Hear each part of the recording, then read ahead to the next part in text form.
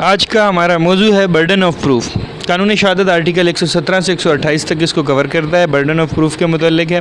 Burden of proof का मतलब किसी भी काम को साबित करने के लिए एविडेंस लाने का, कोर्ट में प्रोड्यूस करने का किसके ऊपर बर्डन होता है। तो इसके लिए ये क्लियरली इस पूरे चैप्टर में जो भी चाहता है, जो भी कोई केस कोर्ट में लाता है, सिविल में प्लेंटिफ और क्रिमिनल में कंप्लेनेंट, तो बर्डन सारा उसके ऊपर होता है। जो भी ये चाहता है कि उसकी फेवर में जजमेंट हो तो उसको कोर्ट को इस बात के लिए एविडेंस देने होते हैं, या जो फैक्ट्स वो बयान कर रहा था इसको प्रूव करने के लिए एविडेंस उसको प्रोड्यूस करने होते हैं कोर्ट में। कानूनी शहादत आर्टिकल 117 इसी के मुतल्लिक जो चाहता है कि जजमेंट इसकी फेवर में आए किसी राइट और लायबिलिटी को डिटरमाइन करने के लिए, तो उस शख्स के ऊपर बर्डन होता है कि वो कोर्ट को इस फैक्ट के, इस राइट और लायबिलिटी के होने के मुतल्लिक यकीन दिलाने के लिए बर्डन उसके ऊपर है कि वो एविडेंस को प्रोड्यूस करे और उस बात को के लिए जो भी मुमकिन एविडेंस हो वो कोर्ट को लाए और कोर्ट को कन्वेंस करे।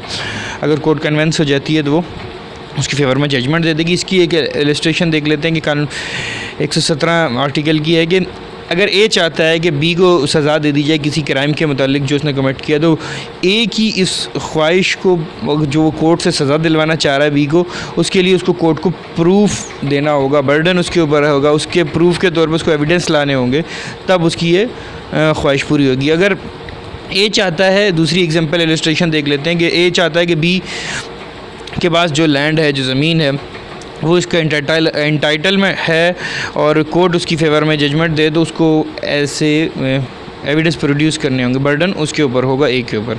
कानूनी शहादत 118 आर्टिकल कहता है कि बर्डन उसके ऊपर है जो सूट की प्रोसीडिंग, जो भी कोर्ट में केस लाता है, अगर वो फेल हो जाए तो और दोनों साइड से ना आए कोई भी एविडेंस, तो इस सूरत हाल में क्या होगा। इस सूरत हाल में एक एग्जांपल से समझ लेते हैं कि अगर ए क्लेम करता है कि बी के पास जो लैंड है, जो ज़मीन है, वो इसका इंटाइटल है और केस तो करता है लेकिन उसके मुतालिक वो कोर्ट में इसको सेटिस्फाइड नहीं कर पाता और एविडेंस नहीं प्रोड्यूस कर सकता, ना ए प्रोड्यूस कर रहा है ना बी कर रहा है, तो ऐसी सूरत हाल में क्या होगा कि बी की पोजीशन जो होगा वो रिटेन रहेगी, उसी के पास रहेगी और ए की फेवर में जजमेंट नहीं होगी।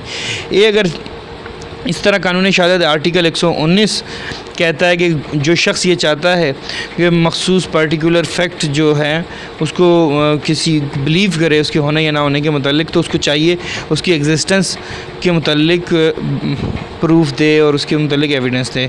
इसकी एग्जांपल है कि ए प्रोसिक्यूट कराता है बी को थेफ्ट के केस में। वो चाहता है कि बी को ने जो एडमिट किया था अपने इस थेफ्ट को सी के सामने, उसको एडमिशन को उसके तहत उसको सज़ा दीजिए, तो उसको प्रूफ करना होगा ए को कि जो उसने सी के सामने एडमिशन किया। बी ये चाहता है कि जब कोई ऐसा क्राइम हुआ था वो इस मौके पे मौजूद नहीं था वारदात वाली जगह पे, तो बी को ऐसा प्रूफ देना होगा कि वो उस जगह से गायब था या उस जगह पे मौजूद नहीं था, क्राइम सीन थे। बर्डन ऑफ प्रूफ कानूनी शहादत आर्टिकल 120 में है कि the burden of proof fact necessary to provide an order to enable person giving the evidence any other fact in person who wish to give such a statement। इसकी illustration से समझते हैं।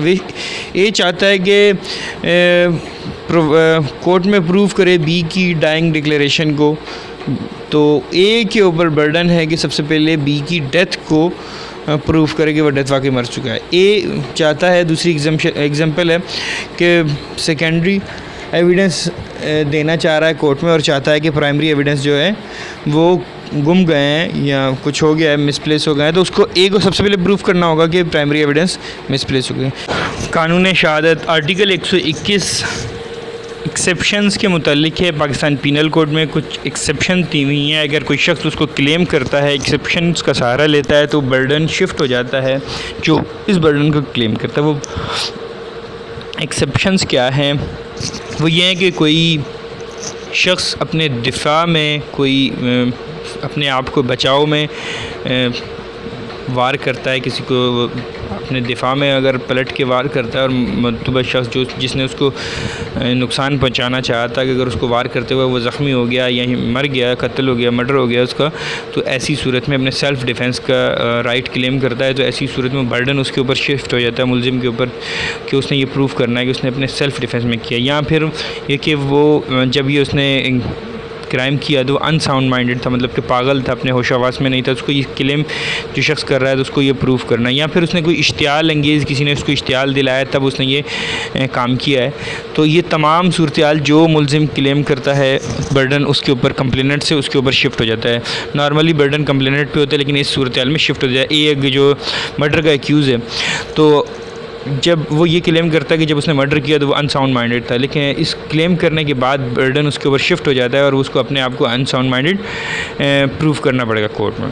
कानून शहादत आर्टिकल 124 में है, अगर कोई शख्स 7 साल से मिसप्लेस है, अपने घर वालों के पास नहीं है, जो उसको नॉर्मली उसके रिलेशन में होते हैं वो उनके पास नहीं है, तो जो शख्स उसकी ज़िंदा होने के मुताल्लिक क्लेम कर रहा है या स्टेटमेंट बयान कर रहा है, तो उसके ऊपर प्रूफ करना कि वो शख्स ज़िंदा है, हयात है, बर्डन भी उसके ऊपर है।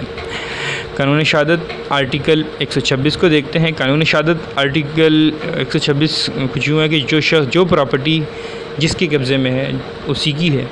अगर कोई शख्स उसको क्लेम कर रहा है तो बर्डन ऑफ प्रूफ उसके ऊपर है कि वो इस बात को प्रूफ करे कि वो इसका टाइटल है और इसकी प्रॉपर्टी है, उसकी डॉक्यूमेंटेशन, उसके प्रूफ एविडेंस कोर्ट में वो देगा। तो ये समझा हमने बर्डन ऑफ प्रूफ। अब तक इस पूरे चैप्टर में बर्डन ऑफ प्रूफ से हमें ये समझ में आया, जो शख्स कोर्ट से अपनी फेवर में जजमेंट लेना चाह रहा है, चाहे क्रिमिनल केस हो चाहे सिविल केस हो, उसको एविडेंस प्रोड्यूस उसने करने हैं और कोर्ट को सेटिस्फाइड करना है। अगर वो अपने इन एविडेंस से सेटिस्फाइड कर देता है तो अपनी फेवर में जजमेंट लेने में कामयाब हो जाएगा। इन तमाम सूरत हाल को आपने समझा। फिर नई वीडियो के साथ आपके साथ मिलेंगे। आप तमाम समातों का शुक्रिया।